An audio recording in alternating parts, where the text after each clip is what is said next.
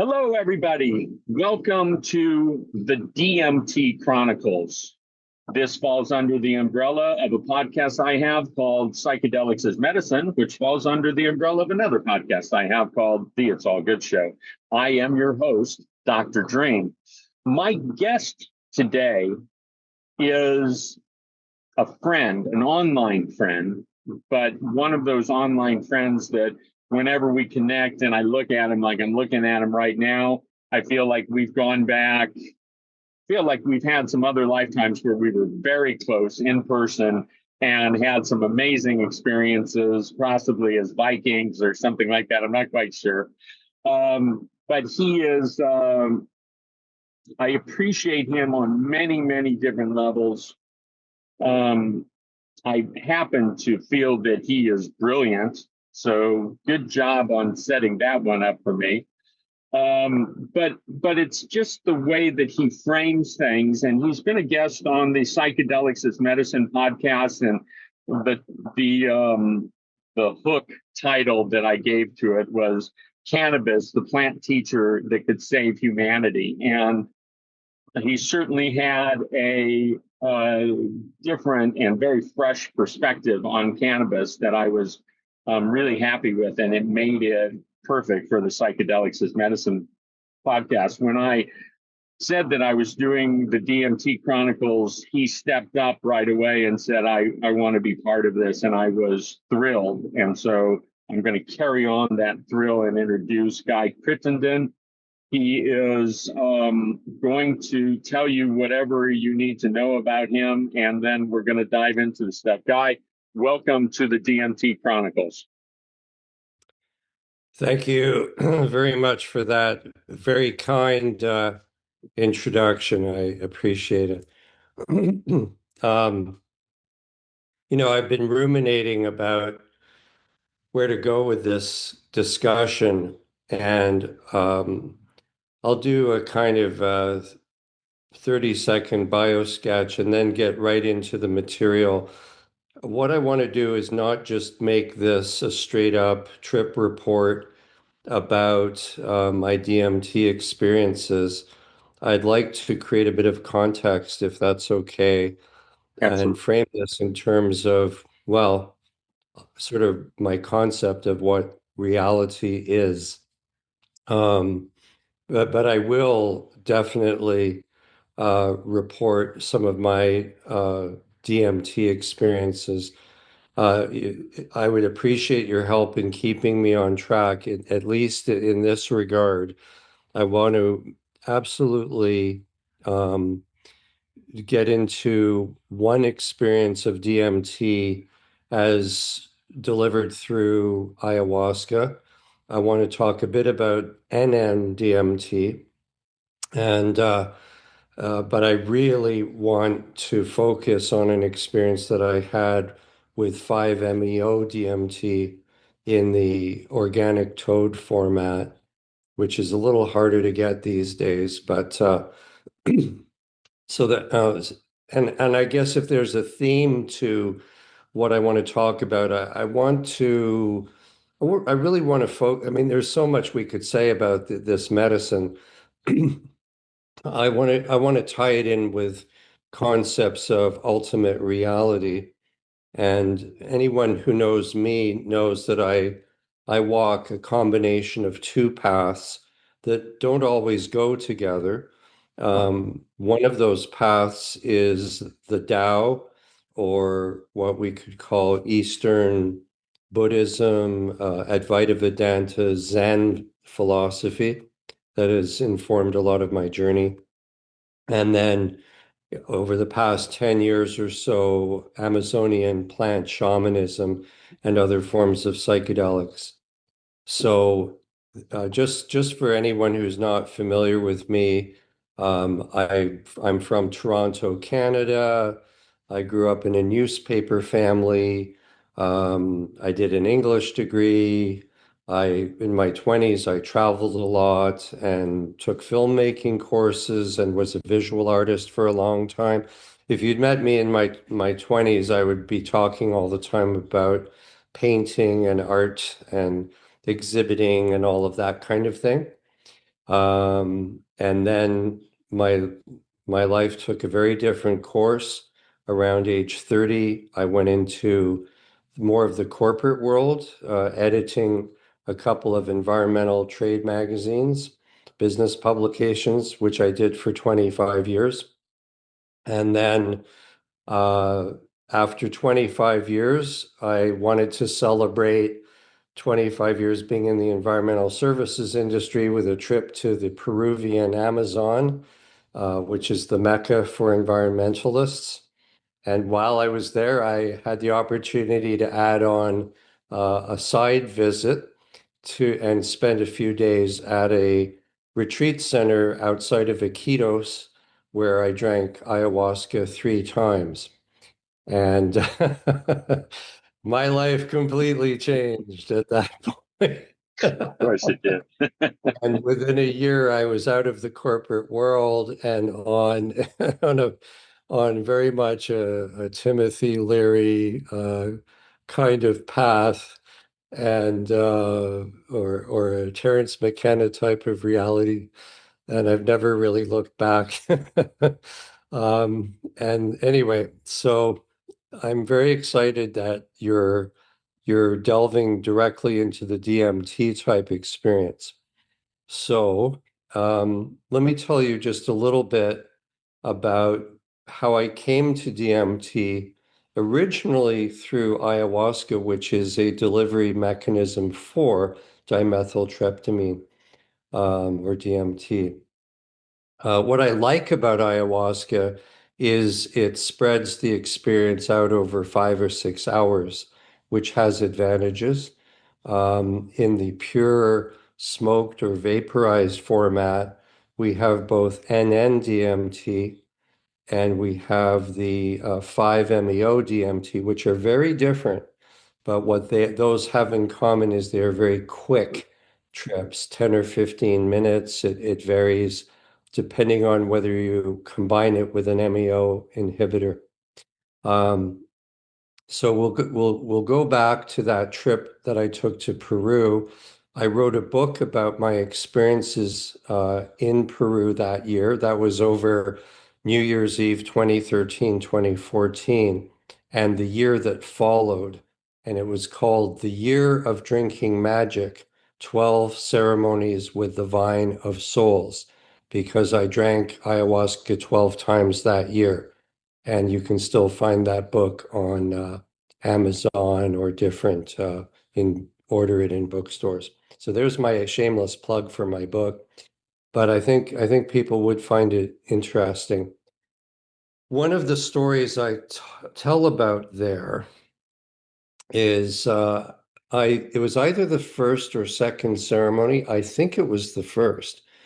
I actually had, and I'm not sharing this story to turn anybody off, but it does bring one to a place of caution and maturity that we need to approach these things, because I had a life-threatening experience, and it had nothing to do with overdosing or the chemical harming me or anything like that. It was actually a spirit world experience. Um, so we were at a quite a traditional retreat center in the rainforest, and we were in a big temple, or what they call a maloka there. It was a very much of like not a pampered experience, but it's a very nice retreat center called the Nehu Reao Spiritual Center. And I think it's still around and I recommend it. Anyway, it was late in the ceremony, very late in the ceremony. And I'd had all kinds of crazy journeys on the medicine, and I reacted to it in a powerful way. And what happened was I was attacked by spirit world spiders. Now, this was so late in the ceremony that the first candle had actually been lit. So, for anyone who hasn't had an experience like this, you know, it's very ceremonial and everybody goes up and they take their cup. We had 3 shamans or curanderos holding space for us that night. There were about 10 of us in the ceremony, not including the shamans. And we had a man and woman on hand as co-facilitators and translators who generally helped out with the ceremony. So I had quite a traditional kind of experience with a roller coaster ride with the medicine. And as I say, it was getting late at night and the ceremony was starting to wind down and the songs were largely over. And as I say, the first candle was lit, at which point some people were lighting up mapacho cigarettes, which is a sacred tobacco.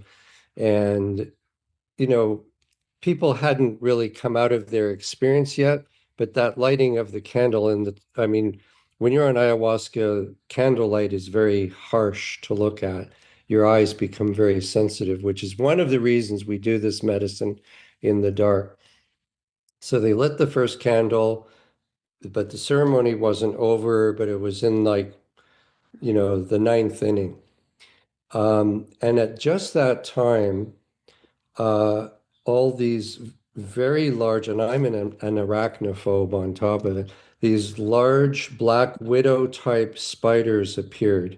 So just to give you a sense of proportion, they would have been in my imagination maybe 6 feet in size, these things. They were definitely in the spirit world, but they felt like they were walking around the room. And one of them bit me, and I felt myself unable to breathe. And I don't mean in my imagination, I literally could not breathe. And I started suffocating and I was gasping for air, like, and I was starting to get into real trouble, but I wasn't making much sound. And remember, it's almost complete darkness. And at some point, the lead curandero came flying across the room. He really, even though there was one candle, he could not have seen what the distress I was in. He sensed it. And he came and he sprayed a spicy liquid. This is what I found out the next day. He stood over me and he put this liquid in his mouth and he sprayed it all over me. It was a peppery kind of liquid. And the spiders dispersed and they took off. And I started to slowly come to. I think he did some things for me, for my benefit. I don't really remember. I was kind of out of it. Eventually, I came back to the normal world. Um, and I'm telling you this story for a reason. So the next day, we had what they call la conversation. So we all sat in a circle, and the translators were there, and each person took turns discussing what their experience was and basically asking the shamans to help them interpret some of what they experienced. And when it came to me, one of the things that really popped out for me is I had not said to this shaman exactly what happened, but he said, those spiders that attacked you last night were not from inside of you. In other words, it wasn't an issue that you were working on. He said these spirit spiders have been attacking our temple for months now, and we've had various ongoing encounters with them. And I apologize to you that you were attacked in that way. We tried to, close the circle, um, and I'm sorry that they got in. And that was very interesting to me because first of all, I had just learned that there are other dimensions of reality and there's a spirit world, and I had a bunch of other experiences that I want to get into now. But what was fascinating to me was not only am I learning that there's a spirit world, but that there are beings, malevolent beings in that spirit world that can actually attack you. And I think it's quite possible I would have died had no one been around and had that shaman not intervened, I don't know if I'd have died or just been injured, but it was a very bad experience. And ever since then, of course, I've taken protocols very seriously. And I hadn't told him what I'd seen. I hadn't told him what had happened, and so what was mind blowing is he was seeing the same spiders that I was seeing. Now, how could that be? It's one thing if you go and have an encounter with some archetype or go back into experience your own birth or something that's personal to you. But but it was very interesting to me that in that DMT space, because remember, DMT is the psychoactive component of ayahuasca, it's just spread out over a longer time. Um, Another person was able to see the same thing that I had seen and then take action. And then an action in the physical world, taking a spicy liquid and spraying it over these things, dispersed them. So that really set me up for a very altered view of reality. And I'm a researcher and a journalist. So that very much got my attention and that was a big part of what informed the subsequent journey into deconstructing reality. I'd had glimmerings of things before this, but nothing quite on that level. I'm going to pause for breath and let you respond to that if you have any questions before I go on to the next example of where the other dimensions intersect with what we call reality. I really love what you're bringing to the conversation, and it fits with the conversations we had before. Personal introduction to DMT was the vaporizing of it as a crystal, and then that led me to the jungle outside of Iquitos to have the ayahuasca experience. And so I'm finding this all really fascinating. And now you've had your breath, and so I'm on the edge of my seat here for you to continue. Okay. Now, I want to go in a slightly different direction and tell a story that's not personal to me, but fits with a lot of my background, and I think will elaborate what I'm trying to get at as a kind of story arc for these experiences. And then I'll get back to my own experiences. I've been a lifetime student of the late Ram Dass. And you mentioned before when we were chatting, Terence McKenna, Ram Dass, and the other one for me is Alan Watts. Those three luminaries have really been my guides out of the world of, existentialism and atheism into a world of coming to a spiritualized understanding of things. So I'll just quickly, because it's not my story, I'll just tell you a very Reader's Digest version of an experience that Ram Dass had that he's told many times. Some of your listeners will be familiar with it, but it's a very good one and it speaks to the same sort of phenomenon. So Ram Dass, it was his second trip to India, and his guru was named Neem Karoli Baba, who was called Maharaji for short. And he'd met Maharaji on his first trip and been very impressed with him and had received his blessing. And then on the second trip, he had no idea where in India Maharaji was. And he fell in with a group of people. They rented a bus and they went traveling around a certain part of India. And they ended up at what's called the Mela, this big annual festival. I think it might be the biggest Hindu festival of the year. And the Mela was over, and Ram Dass was driving the bus. And the way the story goes was one of the people in the bus said, "Hey, before we go to the hotel tonight, why don't we just go to the fairgrounds where the Mela was and just check it out? And Ram Dass thought about it for a minute and said, nah, like, why do we want to go there? It's over. It's just going to be an empty festival ground with, papers blowing around. Let's just go to the hotel. I'm tired. So he starts driving to the hotel.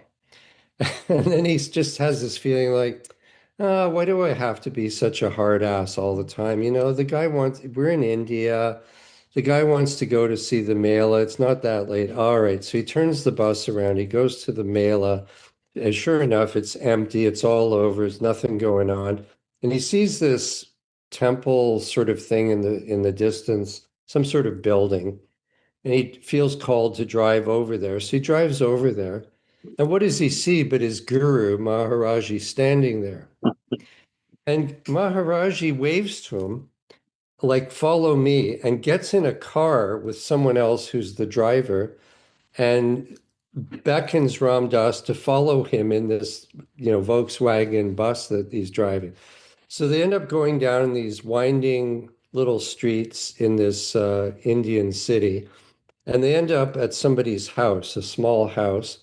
And Maharaji gets out of the car and waves them in, and all the people in the bus go in. There were 13 people in the bus, including Ram Dass. They go into this person's house, and there's a dinner set for them. A dinner for 13 people. There's 13 place settings, plus whatever for Maharaji. And this totally did a number on Ram Dass. He had no idea where Maharaji was. He's thinking, what is this world? Who is actually in charge here? Who was it that made the decision to turn that bus around and go back to the Mela and end up meeting his guru and go to that place where, so Maharaji, among other things, had precognition. So I tell that story in a way because Ram Dass was also familiar with psychedelics, and largely because of Ram Dass, there was no brilliance on my part. I also have put those two traditions together, the guru tradition, the path of the heart, and the use of psychedelics and psychedelic plants. And it's a story for another day, but I have actually met Maharaji myself in an astral plane supernatural experience that it's a good story, but it's a long story, and I'll tell you another time. I've actually taken Maharaji as my own teacher and guru, and I use him in my own energy healing work. So it's all kind of come full circle. So now let's get so now you got two examples of stories that make you question what is the spirit world, what is this place, what is reality?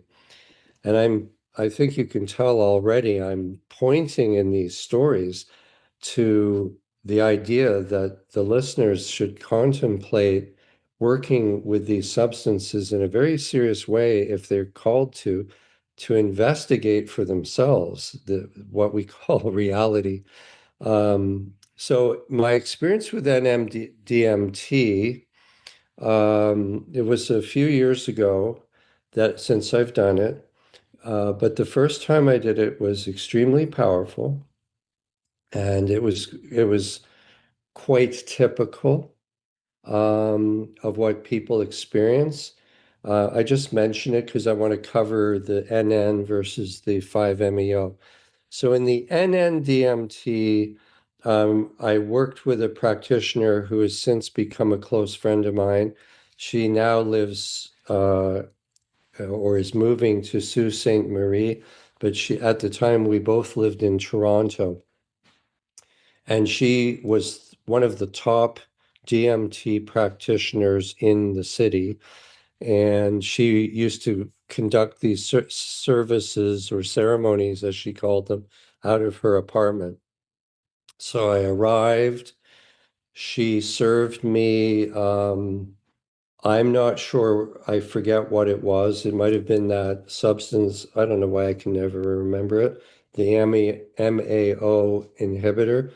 It's the thing that extends the experience and propitiates or activates it a bit more. I think it was Syrian rue tea, actually. A tea with Syrian rue in it. And then I had to wait for 20 or 30 minutes while after I drank this Syrian root tea. And then she served me the NN-DMT, which was in a glass pipe that she held for me. And she coached me to get 3 or 4 big inhalations of it. And which I did. I don't remember the third or fourth one. She, she swears I did it, but I just remember her going, Guy, you can do one more. And I was going bye bye. And then I entered that classic DMT arcade kind of world. Very bright colors, very sharp edged imagery with a kind of a stained glass quality to it, I would say. A very kind of an almost an animated world, a clockwork world, like the inside of a clock. Um, I remember going into the experience. I remember coming out of it. I don't remember a lot of the content of the middle of the experience, although sometimes certain things come back to me. So I'll be somewhere and I'll see it could be the strangest thing, could be the most ordinary thing, and I'll have a flashback, and suddenly I'm back in that experience and I'm remembering something that I may not have even thought of since I had the experience. So, uh, it's been a while and I don't remember all the details of that experience, but I do remember feeling very strongly that I was gone for a long time. So time, the elasticity of time became very evident to me. It might have been a 10 or 15 or 20-minute experience that was intense, and because of the Syrian root tea, it became more of a 30-minute experience with like the last 15 minutes was milder. And I would recommend that as a way to do it, actually. It's a very good strategy. I would recommend having someone hold space for you. I would recommend not doing it alone. I would recommend, now it's easy to get them in pens and things, but I would suggest, unless you're very experienced, it's always a good idea to have someone there in case there's any problem. Like theoretically, you could choke, or I don't even want to put bad ideas in people's minds, but just have someone there who's sober and can look after you and at least hold the pipe for you or whatever the device is to coach you to get more of it into you. And if your experience with that is anything like mine, you will find that you go into another reality that is more real than real. And in my next little story, I'm going to go deeper into what I mean by that, because I think there are multiple planes of reality. And I think that reality is made of consciousness, but I'll come back to that. Um, any thoughts or questions or comments so far, Dr. Dream? No, I particularly like, um, I mean, you've touched on a lot that is, I think, very important, and it's woven its way as threads through the story, the reverence and respect for the medicine, uh, this concept of investigating reality, uh, which it may be your background as a writer that allows you to go to the deeper levels. It may be your background in where your attention has been drawn. The gurus, all the just done a lot of interviews. And, the way you pull the pieces together um, is exceptional. So I love where you've gone with this, and I love the statement, more real than real. Um, and so please, so carry on. Well, yeah, I just to recapitulate that, the takeaway from that piece, I felt that the realm that I was in was a realm that exists before, during, and after the time that I'm alive in this physical body, in this incarnation.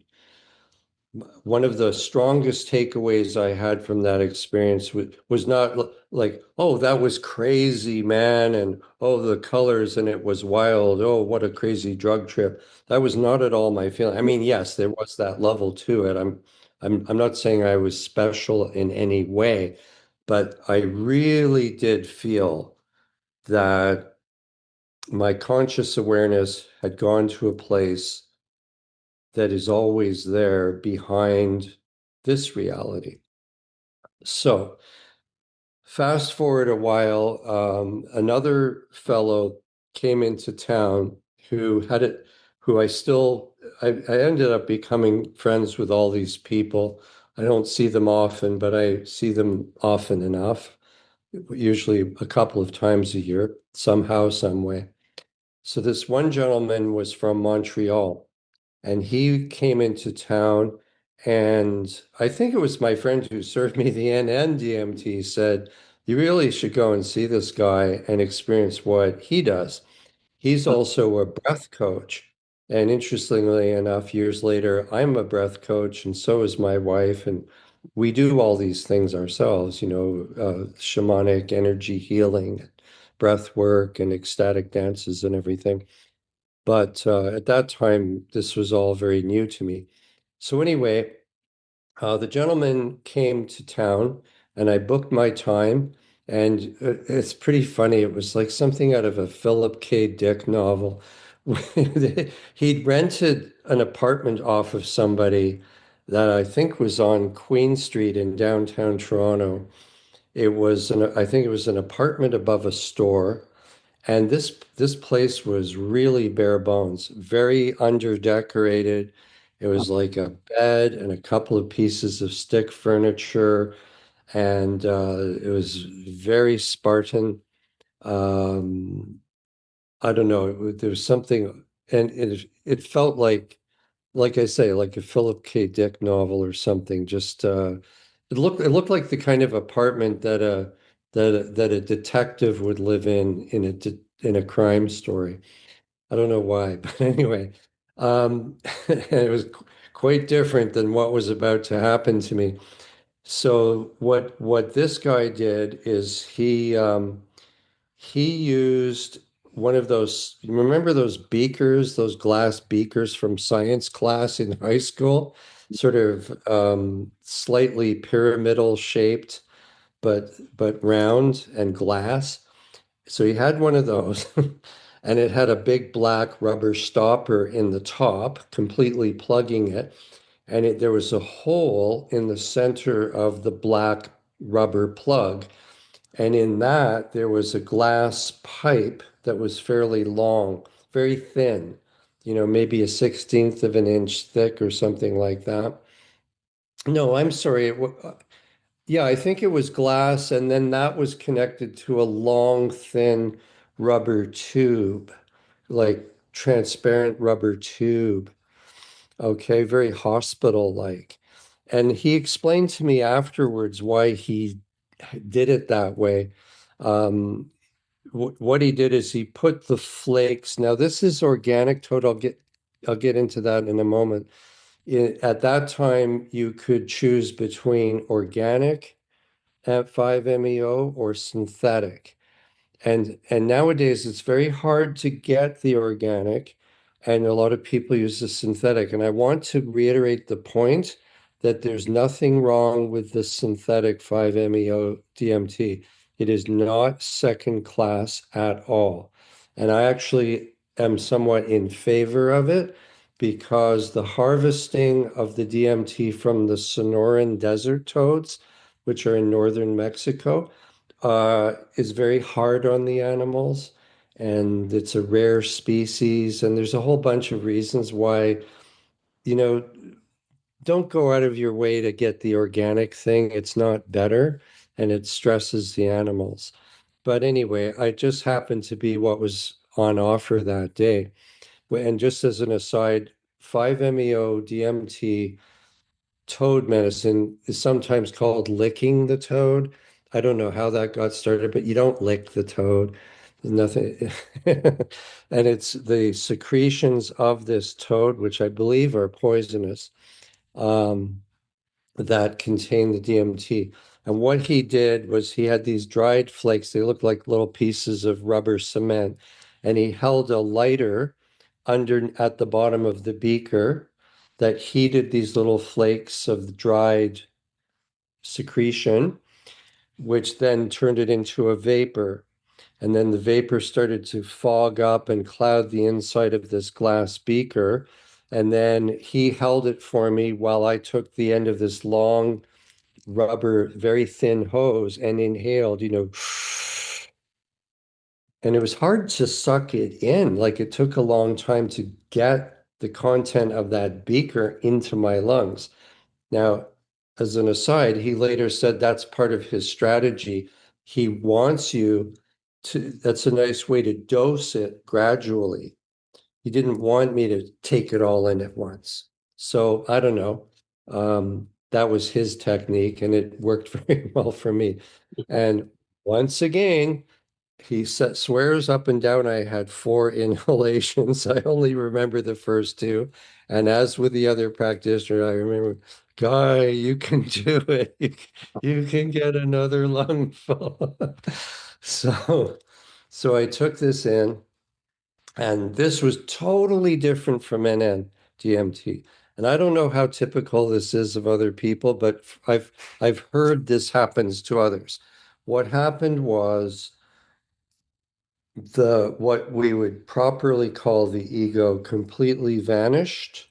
There was no more body, there was no more mind, there was no more Guy Crittenden, there was no more three-dimensional world.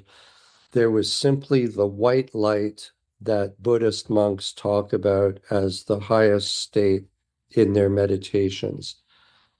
And there was just white light. And it wasn't white light that I was seeing visually. I was the white light, and there was no me. There simply was white light. And I believe that it was God. It was a complete experience of the Godhead, the white light, just pure, radiant, conscious awareness, just pure awareness, brilliant white light. And it was pure love. It was heavenly. It was orgasmic, although there was no physicality pleasure, but it was just complete union, oneness. Yoga means union, right? So it was the complete oneness of the divine. So I don't know how long I was in that state in terms of Earth minutes. It might have been 10 or 15 minutes. I really don't know. It must have been something like that. But you're in eternity, and again, there's no you there, and you're not in eternity. There is just eternity. I am quite sure that's where I'm going to go when I die. But anyway, so I was in that. I gradually condensed back into the ordinary state and found myself lying there back in that dreary room, which is the ultimate contrast. Back in the detective novel apartment. And I just lying there in a state of grace, really. I mean, just a state of grace. Literally tears falling, weeping with the beauty of it and feeling I'd experienced the end game of all spiritual practices. So then the most interesting part happened, as if that wasn't interesting enough. This guy leans into me and he brings out the hose again. He says, I'd like to offer you another inhalation. And I'm lying there thinking, I don't know if I really need to go back into that. I'm just barely recovering from having been in that exalted state. But something in me trusted. And so I somehow had the wherewithal to say yes. So he gave me a few minutes to, recover and take a breather. But then we did it again, and he coached me again, and I went right back into that white light. And it happened even faster this time because I already obviously had some DMT. And now, again, this is 5-MeO DMT, which is different from the NN-DMT. So I go right back into the white light and I'm lying there and I'm thinking to myself, oh, wow, this is incredible. I'm back in the white light. And I'm thinking, where's that voice coming from? Who is it that's saying I'm in the white light? Because in the first experience, there was no me. And I lay there and I started wiggling my fingers and my toes. And I'm like, oh my God, I'm in the ordinary state and I'm the white light. And what happened was the most profound thing I think I could ever experience. My consciousness was riding the event horizon. This isn't my words, actually. A friend of mine said to me when I told them this, they said, your mind was riding the event horizon between the non-duality and duality, the white light of the Buddhist monks and what the Buddhists call the world of the 10,000 things. And I could see that they were the same. And ever since that day, I realized that this world that we're in is the white light, but it's just appearing as all this stuff and as all these people and as us. And I mean, I'm not saying I'm enlightened, but it was kind of the enlightenment experience. It was chemically induced, and everyone likes to hate on that. Oh, you didn't get there the hard way. But I don't care. I've seen it, and now I know what the end game is. You know what I mean? And yes, of course, within days, I was back into being pissed off about this and that, and I couldn't hold on to it. But whenever the world gets me down and I think of the wars and the genocides and the economy and having an argument with someone I care about or anything, if I'm if I'm clever, I go back to that experience and I remind myself, nothing's happening. No one's dying. This is all God's soap opera, and God loves her soaps. It's that simple and it's that crazy. There's no one here. We're all just that one consciousness, just like they say in every friggin' meditation class you've ever taken or any Ram Dass talk you've ever listened to. They keep banging on about that. Well, I experienced that courtesy of the 5-MeO DMT. And I think that if you approach the five, they call it the breath of five sometimes. If you can find a good pure medicine and create a nice environment or even a crappy one, as was the case with mine. It doesn't really matter too much where you are, actually. Um, you can have that experience. And then, I mean, yes, of course, if I could be in that state all the time, that would be awesome. But that we are. This is the white light. There's not two people talking to each other here. It's one consciousness talking to itself. Incredibly refreshing. I knew that I was going to love this interaction with you. I do have a couple of questions. Yeah, When was the last time you did ayahuasca?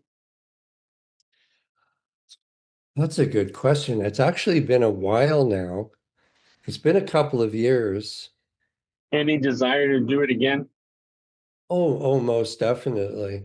Okay. Uh, And I've been so busy kind of working with the cannabis as we discuss in the other interview, and I get a lot of the same things more gently, that I don't have a burning desire to do it, but I know it's in my future. And in fact, at the recent Soulshine Festival we had in Ontario that I'm involved with, there were quite a number of ayahuasca facilitators there, and one of them is doing this work in Costa Rica and wants me to come down.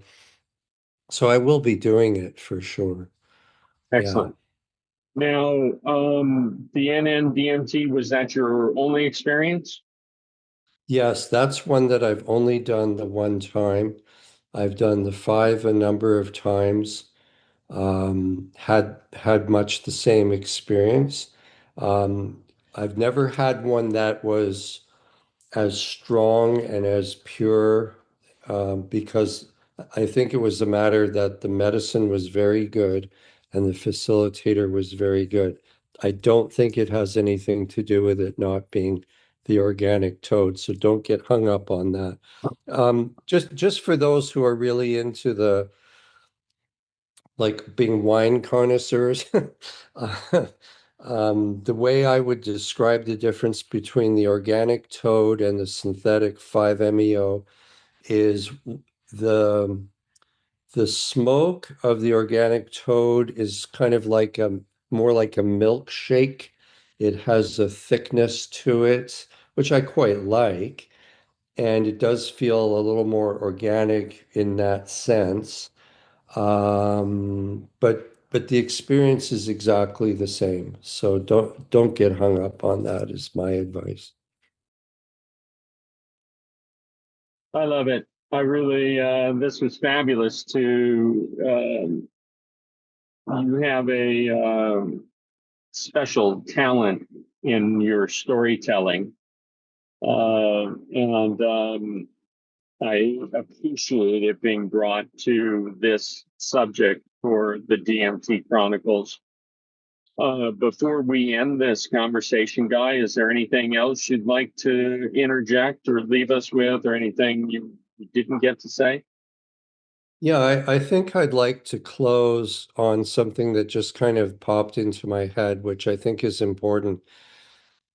When we use the word awake, it can often mean one of two things. Sometimes my friends say he or she is awake, and they mean awake to the political, geopolitical thing, like the New World Order stuff and this cabal of sinister people who create wars for profit. And, we all argue over the details, but I think we can all agree uh, that the world is being shifted toward a technocratic future. And you can look that up if people don't know what it means. But there's people who want to introduce very much an AI controlled dystopian type of society that is not democratic. And there's a lot of violence in the world, and there's some evidence that we might actually move into something that people are calling World War III in 2026. And I don't want to get into it, but there's a lot of darkness in the world right now. So when you're going through whatever's coming at us, I would like people, even if they don't do the 5-MeO DMT themselves or any form of DMT, please remember what I said, because setting that aside, the Buddhist and the Advaita Vedanta and the Tao traditions, they all say the same thing. And many practitioners get there through years of meditation. And I have a lot of respect for that. And I'd like to do more of that myself. Um, Remember that this is all Brahma. This is God's dream. I mean, we're with Dr. Dream here himself, and I'm sure there were reasons he chose that name. This is a beautiful dream. And in the end, there is one awareness that is experiencing itself through all these different experiences. And even if you're Christian, there is a Christian mysticism in which it's quite possible to understand Christ's teachings along the same lines. Remember, he said, had ye but faith, ye could move mountains. That's how we do manifestation. We can actually change reality by bringing such an intense conscious awareness to it. Like, you don't want to emphasize lack. You don't want to say, oh, I wish I had money, or I wish I didn't have cancer, because when you say that, you're already saying that you have it, right? So manifestation is all about living as though it was already the case. I am wealthy, I am abundant, I am healthy, I am cancer free.